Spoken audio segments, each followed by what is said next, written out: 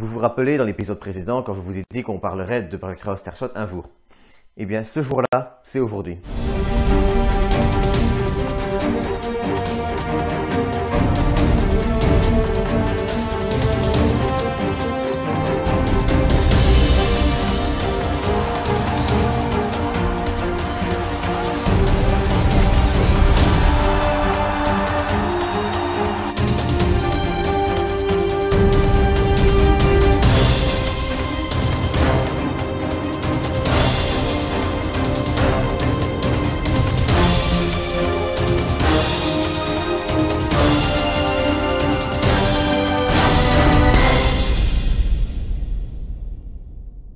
Alors, juste avant de commencer à parler de Starshot, on va commencer par parler de Alpha du Centaure.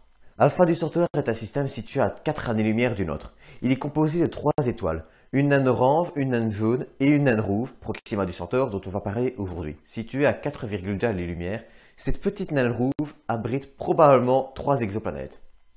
2 certaines et une pour laquelle malheureusement on n'en est pas encore sûr.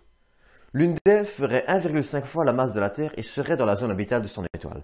Malheureusement, cette exoplanète a été récemment bombardée lors d'une éruption solaire et s'il y avait une quelconque forme de vie à sa surface, elle aura malheureusement probablement disparu. Proxima du Centaure reste pourtant un système très intéressant à étudier. Déjà parce que même si on ne découvre pas de forme de vie, cela nous permettra enfin de mieux comprendre la formation de systèmes stellaires. Effectivement, à part le nôtre, on n'a pas vraiment d'exemple. On ne peut pas savoir si notre système est un système exceptionnel ou si au contraire il est parfaitement banal.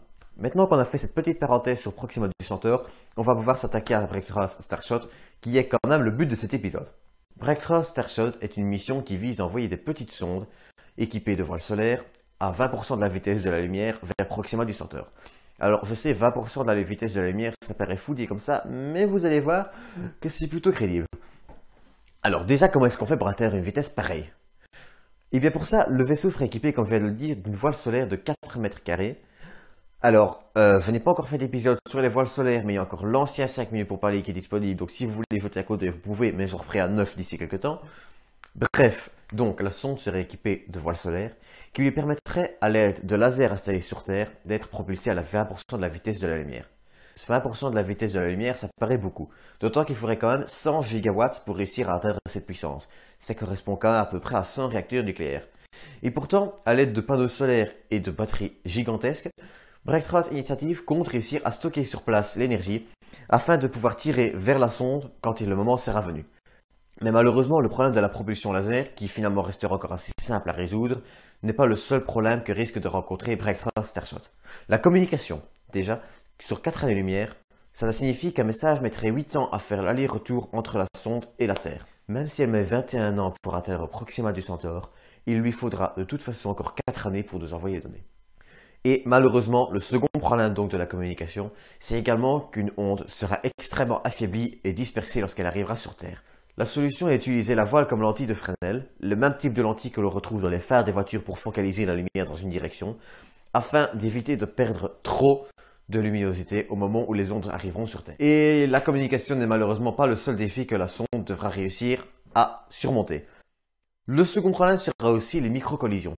Avec 20% de la vitesse de la lumière, même s'il lui faudra 20 ans pour atteindre Alpha du Centaure, n'oublions quand même pas qu'il lui faudra seulement 30 minutes pour atteindre l'orbite de Mars et 24 heures pour atteindre l'orbite de Pluton. Ça vous donne une idée des distances et de la vitesse. À cette vitesse-là, la moindre petite poussière que la sonde rencontrera pourrait la détruire catastrophiquement. Et malheureusement, dû au fait que son poids sera limité à 1 gramme, elle ne pourra pas se permettre d'emporter un blindage conséquent. La solution envisagée actuellement par Breakthrough Initiative est d'utiliser un petit champ magnétique afin de la protéger. Malheureusement, il n'y a pas encore de grosse sécurité là-dessus et les réponses à cette question restent très floues. Même si il faut quand même avouer qu'avec un petit millier de sondes, on peut se permettre d'en perdre une. La troisième plus grosse difficulté que rencontrera cette sonde sera également d'être capable, à 20% de la vitesse de la lumière, de s'orienter parfaitement vers sa cible et de réussir à prendre les photos au bon moment. Elle devrait être capable, toute seule, d'affiner sa rotation, de vérifier qu'elle soit dans le bon angle et de prendre la photo. Et le tout en quelques millièmes de seconde. Pour cela, elle sera équipée d'un micropropulseur photonique. Alors, je sais, ça paraît énorme dit comme ça, mais en fait, un micropropulseur photonique, c'est juste une sorte de petite lampe LED qui va aller taper dans la voile pour réussir à ajuster sa position.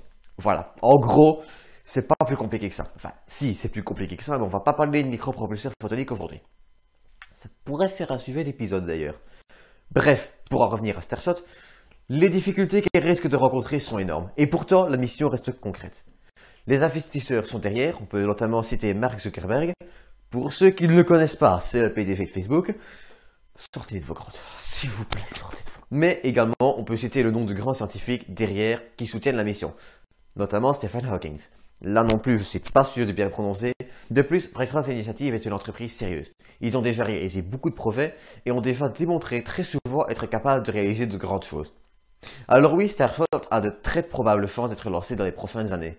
Cette mission pourrait nous permettre de découvrir enfin des exoplanètes, d'enfin voir à quoi elles ressemblent et d'enfin, pour la première fois depuis des dizaines d'années, découvrir vraiment, entièrement du nouveau monde. Il faudra certes probablement beaucoup de temps pour qu'on puisse voir le résultat de cette mission.